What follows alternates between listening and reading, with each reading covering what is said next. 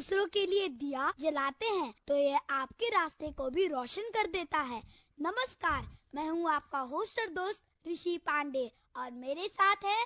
नमस्कार सभी को, मैं आरव दोबारा आ चुका हूँ इस रेडियो फ्रीक्वेंसी पे आप सभी को हंसाने के लिए। नमस्कार, मैं शाइनी शर्मा और हम लाए हैं आप सभी के लिए बहुत सारी मस्ती मजाक, चुटकुले, कहानियाँ और कुछ जानकारी। अरे आरव, देखो आज ऋषि कुछ ज्यादा ही हंस रहा है। हाँ शाइनी, आज पता नहीं ऋषि को क्या मिल गया कि वो इतना हंसता ही जा रहा है। ऋषि, हमें भी तो बताओ, तुम इतना क्यों हंस रहे हो? हम भी तो थोड़ा मुस्कुरा लें। हाँ, वैसे भी आजकल पढ़ाई, स्कूल का होमवर्क, टेस्ट, इन सभी में हंसी तो मानो कहीं गुम सी गई है। अरे शाइनी, आरव, आपको पता है मैं तो लाफ्टर डे सेलिब्रेट कर रहा हूँ। ओह, ये बात है। पता है हंसना सेहत के लिए कितना जरूरी है। हाँ, तुमने सही कहा, हंसने से हम स्वस्थ रहते हैं। हाँ, और तुम लोगों को पता है हंसने से हमारी ब्लड सर्कुलेशन इम्प्रूव होती है और स्ट्रेस एंड हाइपरटेंशन जैसी चीजों से छुटकारा मिलता है। तुमने बिल्कुल सही कहा। और आज तुम लोगों की स्कूल की सारी स्ट्रेस भगाने के लिए मैं कुछ चुटकुले लाया हूँ। अच्छा तो सुनाओ। हाँ, हम भी थोड़ा हंसे। चलो सुनाता हूँ। चिंटू जंगल में जा रहा था, अचानक भालू देखकर सांस रोककर जमीन पे लेट गया। ये देखकर भालू आया और चिंटू के कान में बोला, भूख नहीं है बेटा, वरना सारी होशियारी निकाल देता तेरी। चलो एक और। हाँ हाँ, चलो सुनाओ, मजा आ रहा है। मम्मी, अजी उठ जाओ, मैं चाय बना रही हूँ। पापा, तो मैं कौन सा चाय के पतीले में सो रहा हूँ, बना लो। ये तो सच्ची में बहुत अच्छा था, मम्मी पापा से रिलेट करता हुआ। अच्छा सुनो सुनो, बच्चा अपनी मम्मी से कहता है, माँ क्या मैं भगवान की तरह दिखता हूँ? मम्मी कहती, नहीं बिल्कुल नहीं, पर तुम ऐसा क्यों पूछ रहे हो मेरे बेटे?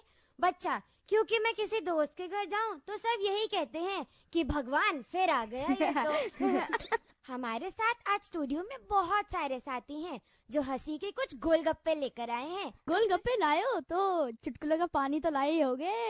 बिल्कुल, आइए पहले उनसे मिलते हैं। आपका नाम क्या है? मेरा नाम एकाक्ष है। अरे वाह, तो अब हमें सुनाइए कुछ अच्छे अच्छे चुटकुले। पर हाँ, ये याद रखिएगा कि ज्यादा गोलगप्पे खाने से ना पेट में दर्द भी हो सकता है। हाँ बिल्कुल। पर शायद चुटकुलों के गोलगप्पे से नहीं होता।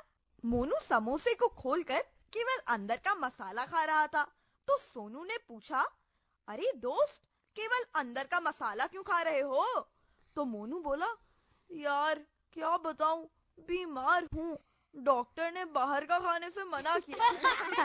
अच्छा, और भी चुटकुले लाए हो? हाँ, तो सुनाओ, बहुत मजा आ रहा है सच में। तो एक बार टीचर ने पिंटू से पूछा, दुनिया में कितने देश हैं, जरा बताओ। 195। अच्छा, तो ऋषि, क्या तुम चिंटू बन गए हो? नहीं, मैं मिंटू। अच्छा सुनाओ सुनाओ। तो पिंटू बोला, केवल एक, और वो है भारत। टीचर सोच में पड़ गई। थोड़े समय बाद पूछी, वह कैसे? फिर यह फ्रांस, जर्मनी, यह सब क्या है? तभी पिंटू ने बड़ी सरलता से उत्तर दिया, वह सब तो विदेश है।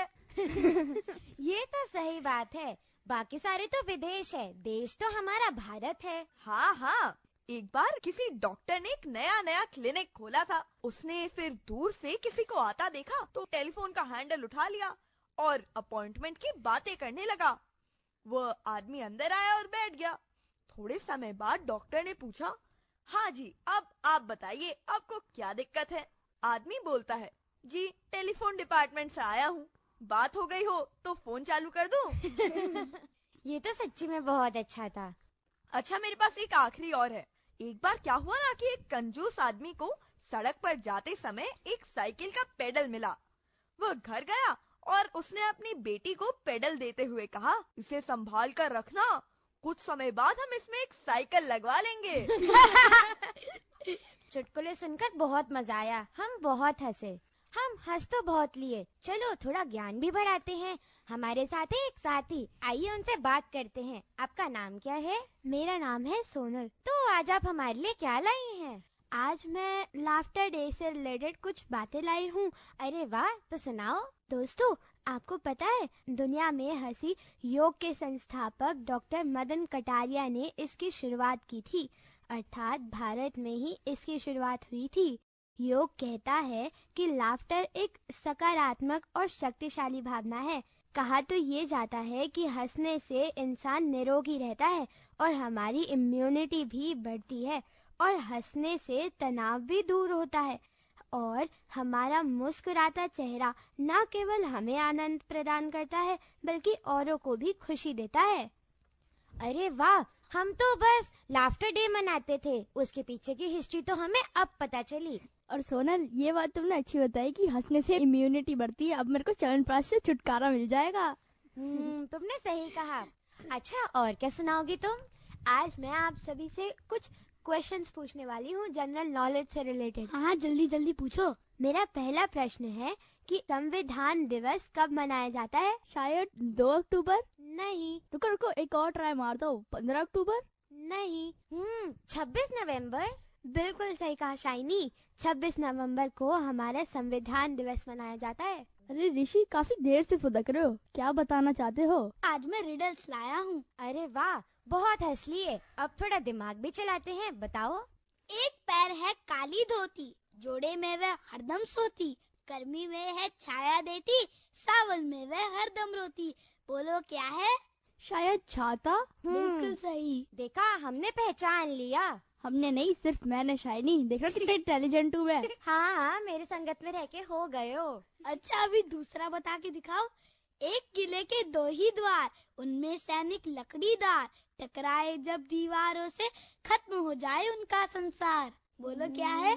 आरफ, तुम्हें पता है? शायद मैच बॉक्स। बिल्कुल सही। अरे वाह, कितना दिमाग है मेरे में। ये पक्का पढ़ के आया है। अच्छा, अगली बताओ। अगर प्यास लगे तो पी सकते हैं, भूख लगे तो खा सकते हैं, और अगर ठंड लगे तो उसे जला भी सकते हैं। बोलो क्या है वो? पानी नहीं, क्या होगा इसका?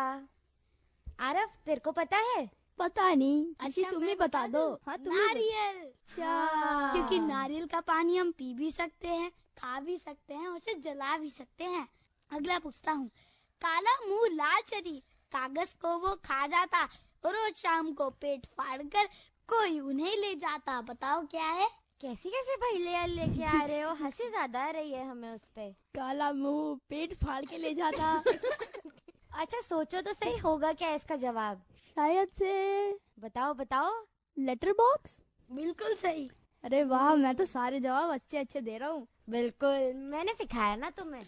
बड़ों बड़ों को यह दिखाऊं, कान पकड़कर उन्हें पढ़ाऊं, साथ में उनकी नाक दबाऊं, फिर भी मैं अच्छा कहलाऊं। ये क्या है? बड़ी अजीब सी पहेली है। सोचो सोचो, क्या होगा इसका जवाब? तुम्हें बता दो चलो। चश्मा। अच्छा, हमारे साथ और भी साथी हैं, उनसे मिलते हैं। तुम्हारा नाम क्या है? मेरा नाम आसवी वर्मा है। आप कौन सी कक्षा में पढ़ते हो? मैं 4th B में पढ़ती हूँ। और आपका नाम क्या है? मेरा नाम आरवी वर्मा है। आप दोनों तो सिस्टर्स लग रहे हो। हाँ। अच्छा, तो आप हमें क्या सुनाने वाले हो? हम लोग कुछ सुनाना चाहते हैं। अरे वाह, सुनाओ। अच्छा आरवी, एक चुटकुला सुनाओ। हाँ दीदी, सुनाओ ना। एक मुर्गी थी, उसके 2 बच्चे थे। एक का नाम था, एक का नाम था। मम्मी जब को बुलाती तो आता, को बुलाए तो आता। एक दिन मम्मी डॉक्टर के पास गई, डॉक्टर को बताया, बुला तो आता, बुला तो आता। डॉक्टर ने सोल्यूशन दिया, का नाम रख दो, का नाम रख दो। अरे तुम इतना हंस रही हो, आज कोई लाफ्टर डे है क्या? हाँ दीदी, वर्ल्ड लाफ्टर डे है। ये दिवस हर साल मई के महीने के पहले संडे को मनाया जाता है। अरे हाँ, आज ही तो पहला संडे है। हाँ दीदी, और आपको पता है ये कब शुरू हुआ था? हाँ आरवी, मुझे पता है। ये पहली बार 10 मई 1998 में मनाया गया था। अरे वाह दीदी, आपको तो सब पता है। आरवी, आपको पता है हंसना हमारे लिए क्यों जरूरी है? हाँ दीदी, मुझे पता है। खुश रहने से बीमारियाँ दूर रहती हैं। हाँ, और हंसी के ठहाके लगाने से इम्यूनिटी बूस्ट से लेकर वजन भी कम होता है। अरे वाह, ये तो बहुत अच्छी बात है। चलो फिर आज मुहावरे के साथ कुछ हंसी मजाक करें। हाँ ना, बोलो बोलो। मुंह में पानी आना। जैसे ही मैंने नल से मुंह लगाकर नल चालू किया, ट्र से मेरे मुंह में पानी आने लग गया। अब आप बताओ, ऊंट के मुंह में जीरा। जब ऊंट खा रहा है तो आप क्यों जल रहे हो? आप इसीलिए जल रहे हो क्योंकि आजकल ऊंट भी बोतल से पानी पीता है। अरे वाह, अब ये बताओ, कंगाली में आटा गीला? अरे सिर्फ आटा गीला होने से कुछ नहीं होगा। दाल गीली करो, चावल गीले करो, तभी तो खाने में मजा आएगा। अब आप बताओ, पेट में चूहे कूदना। दीदी, ऐसा ही क्यों कहते हैं? सिर्फ चूहे ही कूदते हैं, हमारा पेट तो पेट है, कोई चिड़ियाघर नहीं। क्योंकि हमारे पेट में खरगोश फिट नहीं आएगा ना, इसलिए। अच्छा, तो बाकी सारे जानवर कहाँ गए फिर? नहीं, क्योंकि कूदने वाले तो सिर्फ कंगारू, खरगोश और चूहे ही हैं। लेकिन इन तीनों में सिर्फ चूहा ही पेट में फिट आता है, इसलिए वही कूदते हैं। क्या पता सही हो। ऐसा तो नहीं दीदी कि हमने सबके दिमाग की दही कर दी। अरे नहीं नहीं, अब हम क्या अपना मुंह मियाँ मिट्ठू बने? चलो अब कुछ पहेली के जवाब तो बताओ। हाँ ना, पूछो। दुनिया का सबसे पुराना जीव कौन सा है? ज़ेब्रा। वो कैसे? क्योंकि वो ब्लैक एंड व्हाइट है। अच्छा, ये लॉजिक अच्छा लगाया तुमने। हाँ, क्योंकि वैसे भी पहले ब्लैक एंड व्हाइट कलर्स ही होते थे ज्यादातर। टीवी भी तो ब्लैक एंड व्हाइट ही होता था। बिल्कुल सही कहा ऋषि। हाँ, तो ये लॉजिक तो सही लगाया। ऐसी कौन सी चीज है जिसे हम पीने के लिए खरीदते हैं मगर पीते नहीं? ग्लास। बिल्कुल सही। ये भी सही बताया, इसका भी लॉजिक मुझे अच्छा लगा। अब ये बताओ, ऊपर भी जाती है, नीचे भी आती है, पर अपनी जगह से हिलती नहीं। सीढ़ी। अरे वाह आरवी, तुम तो बहुत समझदार हो। देखो, आज हमने हंसते हंसते सबको मुहावरे और पहेलियां भी बता डाले। हाँ, आज के टाइम में जहाँ सब इतने बिजी हैं, वहाँ हंसने का समय ही कहाँ है। हाँ आरवी, ये तो है। हम बच्चे ही तो है जो सबके चेहरे पर मुस्कुराहट लाते हैं। आसवी और आरवी, आप दोनों ने हमें कितनी अच्छी जानकारी दी, मुहावरों की जानकारी भी दी और बहुत हंसाया। आप लोगों को धन्यवाद। Thank you. वैसे शाइनी, एक बात तो है, बचपन वाली लाइफ का सबसे महत्वपूर्ण हिस्सा होता है। हाँ आरव, बचपन के किस्से कहानियाँ आप किसी से भी सुन लो, याद करते ही चेहरा खिल उठता है। आरव, क्या आपने भगवान बुद्ध के बचपन के किस्से कहानियाँ सुने हैं? हाँ, मैंने एक कहानी तो सुनी थी उनकी, मेरी दादी ने सुनाई थी, काफी इंटरेस्टिंग थी। चलो मैं एक कहानी सुनाती हूँ। पर शाइनी, वो इंटरेस्टिंग होनी चाहिए। हाँ, जरूर होगी। गौतम बुद्ध की कहानी हमेशा इंटरेस्टिंग होती है। एक जलते हुए दीपक से हजारों दीपक रोशन किए जा सकते हैं, फिर भी उस दीपक की रोशनी कम नहीं होती। उसी तरह खुशियाँ बांटने से बढ़ती हैं, कम नहीं होती। एक बार धर्म प्रचार के लिए वो पूरा वर्ल्ड घूम रहे थे। घूमते घूमते उन्हें बहुत तेज प्यास लगी। प्यास बढ़ता देख उन्होंने एक शिष्य को पास के गांव से जाकर पानी लाने के लिए कहा। शिष्य जब गांव पहुंचा तब उसने देखा कि वहाँ एक छोटी सी नदी बह रही है, पर जिसमें काफी लोग अपना काम कर रहे हैं, जैसे नहा रहे हैं, कपड़े धो रहे हैं, बर्तन धो रहे हैं, जिससे नदी का पानी बहुत ही दूषित हो रखा है और वो पीने लायक नहीं है। वो वापस जाता है और कहता है कि वो पानी पीने लायक नहीं है। फिर क्या होता है शाइनी? प्यास भरता देख उन्होंने दूसरे शिष्य को वही चीज देखने के लिए कहा। तो जब वो गए तो उसने वही सेम दृश्य देखा कि कोई अपना कोई काम कर रहा है तो कोई काम कर रहा है। पर उन्होंने पता है क्या किया? उन्होंने धैर्य से काम लिया। जब वहाँ से सब लोग चले गए और जब वहाँ की मिट्टी नीचे बैठ गई और जब पानी एकदम साफ क्लियर हो गया, तब पानी भर के वो वापस लेके गए। और गौतम बुद्ध ने तब पूछा उस शिष्य से कि तुमने ये काम कैसा किया? तो पता है उन्होंने जवाब क्या दिया? उन्होंने ये जवाब दिया कि जब हम धैर्य से काम लेते हैं तो वो काम बिल्कुल अच्छे से होता है। जब पहला शिष्य गया था तो उसने अच्छे से नहीं देखा था, वो जल्दी जल्दी में आ गया था, परंतु जब दूसरा शिष्य गया तो उसने बहुत ही धैर्य से देखा। इसलिए गौतम बुद्ध की एक यह सीख है कि हमें हर काम धैर्य से करना चाहिए ताकि वो बहुत ही अच्छे तरीके से हो। हाँ, वो कहते हैं ना, जल्दी का काम शैतान का होता है। तुमने बिल्कुल सही कहा। अच्छा, मेरे पास आज कुछ क्वेश्चंस भी है, पूछूं? हाँ हाँ, पूछो। अच्छा बताओ, गौतम बुद्ध जी के बचपन का नाम क्या था? याद तो नहीं आ रहा मेरे को। शायद बुद्ध ही था। नहीं, सिद्धार्थ था। ओह, पर उनका ये नाम पढ़ा कैसे, तुम ये बता सकते हो? शायद से उनका ये नाम उनके माता पिता ने रखा होगा। हाँ, हो सकता है। अच्छा, मेरा दूसरा प्रश्न, गौतम बुद्ध जी ने पहला उपदेश कहाँ दिया था? पहला उपदेश? मुझे नाम याद नहीं तो ये कैसे याद होगा? उन्होंने अपना पहला उपदेश सारनाथ में दिया था। अरे वाह, तुमने तो बहुत अच्छी जानकारी दी हमें। हाँ, हो सकता है हमारे टेस्ट में ये पूछ ले। हाँ, जनरल नॉलेज में आ सकता है, कुछ भी आ सकता है उसमें तो। हाँ हाँ, बिल्कुल। गौतम बुद्ध जी की सौतेली माँ का क्या नाम था? पता नहीं, क्या तुम्हें पता है शाइनी? नहीं, मुझे तो पता नहीं है। ऋषि, तुम बताओ। अच्छा, मैं ही बता देता हूँ। उनकी सौतेली माँ का नाम प्रजापति गौतमी था। अरे वाह, तुमने तो बहुत अच्छी बात बताई। अच्छा, मेरा आखिरी सवाल, बुद्ध जी के अंतिम और परम प्रिय शिष्य का क्या नाम था? याद नहीं आ रहा, पर हाँ मैंने पढ़ा जरूर है। पढ़ा है पर याद नहीं आ रहा। हर चीज याद नहीं रहती ना। अच्छा, मैं बताता हूँ, उनके परम प्रिय शिष्य का नाम आनंद था। क्या पता ये हमारे टेस्ट में आ जाए, अब मैं जरूर याद रखूंगी। हाँ हाँ, मैं भी। पता है गौतम बुद्ध जी पे कितनी सारी पेंटिंग्स, स्टोरीज हैं और हमें वो चीज जरूर पढ़नी चाहिए। हाँ, मैंने बुद्धा जी पर एक पेंटिंग भी बनाई थी लॉकडाउन में। हाँ, उनकी हर पेंटिंग, हर स्टोरी में एक ना एक सीख जरूर छिपी और होती उनकी है। कहानियों में भी तो हमें बहुत सारी चीजें सीखने को मिलती है। हाँ, तुमने बिल्कुल सही कहा। अच्छा, बुद्ध जी के बारे में बात हो रही है तो मैं ये भी बताना चाहूँगा कि बुद्ध पूर्णिमा हमने 2 दिन पहले ही मनाया है। अरे हाँ, मैं तो भूल ही गई थी कि बुद्ध पूर्णिमा अभी 2 दिन पहले ही तो गई है, हमने तब मनाई तो थी। हाँ हाँ। अच्छा, तुम में से किसी को पता है कि भगवान बुद्ध का जन्म कब हुआ था? नहीं, तुम बताओ। भगवान बुद्ध का जन्म 563 ईस्वी पूर्व में नेपाल के लुम्बिनी स्थान पर एक क्षत्रिय परिवार में हुआ था। अरे वाह, तुमने तो बहुत अच्छी जानकारी दी हमें। अच्छा, मैं बुद्ध पूर्णिमा के बारे में कुछ जानता भी हूँ, बताऊँ क्या? हाँ हाँ, बिल्कुल बताओ।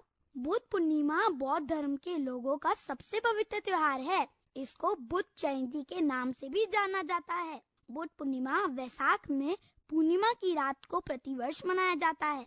महात्मा बुद्ध ज्ञान प्राप्ति के बाद सारनाथ गए। वहाँ उन्होंने अपने शिष्य को प्रथम उपदेश दिया था। अरे वाह, ये तो बहुत अच्छी जानकारी दी तुमने ऋषि। हाँ, और अब हमें और कविताएं सुनाने के लिए आ रही हैं मनीषा दीदी। आइए तो उनसे सुनते हैं। प्यारे बच्चों, आज मैं आप सबके लिए अपनी कविताओं की पोटली लेके आई हूँ। यह कविताएं मुझे मेरे बचपन की याद दिलाती हैं। मेरी कविताएं हमारे रोजमर्रा के जीवन से जुड़ी हैं। बच्चों, हम सभी को हंसना और हंसने वाले दोस्त बहुत पसंद हैं। मेरी पहली कविता है हंसना। हंसना है बहुत जरूरी, खुलकर हंसना सीखो, नहीं तो लग जाएगी कई बीमारी। जो हरदम जोर से हंसता सबसे सेहतमंद है रहता। उत्साह उमंग के दरिया बहते, जो हम में शक्ति है भरते। हंसना है हर मर्ज की दवा, जो मिल जाए बिना डॉक्टरी सलाह। इसका कोई नहीं है मोल, फिर भी यह बहुत अनमोल। हंसी तो बांटने से बढ़ती, सभी को खुशहाल है रखती। 2 पल रुककर खुलकर हंसना, क्योंकि यह बहुत जरूरी, नहीं तो लग जाएगी बीमारी।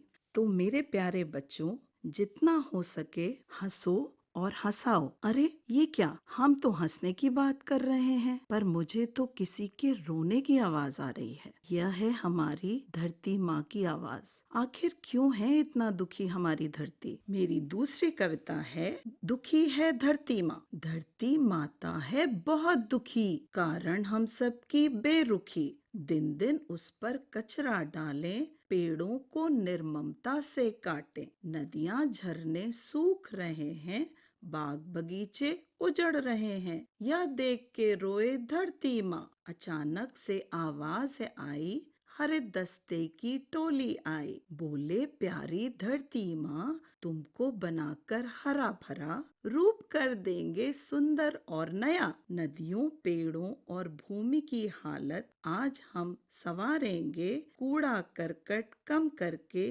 तुम्हारा बोझ उतारेंगे। तो बच्चे, अब आई मेरी तीसरी कविता, जो कि है मेरी सबसे प्यारी और सच्ची दोस्त यानी हमारी माँ के ऊपर। मेरा सफल जीवन में किसका है योगदान, तभी मन में मेरे आया मेरी प्यारी माँ का नाम। गोद तुम्हारी में ही था मेरा सुखी संसार, जहाँ मैं बनकर रहता नन्हा नटखट राजकुमार। निडर निर्भीक बनाकर मेरा आत्मविश्वास है बढ़ाया। खेल कूद, सेहत और अनुशासन का भी तुमने महत्व बताया। पढ़ना लिखना खूब सिखाया, कहानियों से मन बहलाया। इन्हीं अच्छी बातों ने है मुझे सफल बनाया। बदले में मैंने जब कुछ देना चाहा, तुमने ना में अपना सर हिलाया। मेरी सफलता से हुए तुम्हारे सपने साकार, यही है तुम्हारे इनकार का राज। मेरी माँ का नहीं जवाब, मैं करता तुमको शत शत नमस्कार। तो बच्चों, इस महीने मदर्स डे आ रहा है, तो आपको अपनी मम्मी को खूब खूब प्यार और उनके लिए कोई अच्छा सा उपहार लाना होगा, ठीक है? पर यही नहीं कि मदर्स डे इसी दिन मनाया जाएगा। मदर्स डे तो हर रोज होता है ना, क्योंकि हमारी माँ तो हमें रोज प्यार करती है।